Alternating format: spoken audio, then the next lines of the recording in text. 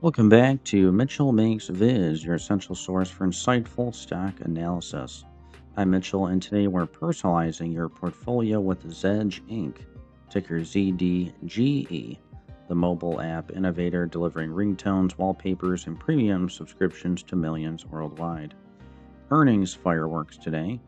As of December 12th, ZDGE shares surged nearly 21% to $2.94, adding $5 million in market value after Q1 fiscal 2026 results crushed expectations.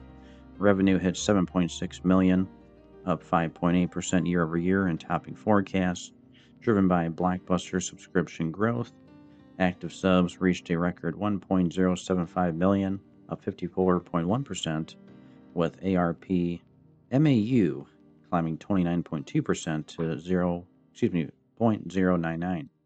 GAAP net income swung to 0.8 million or 0.06 per share, while non-GAAP EPS beat by 0.04 at 0.07.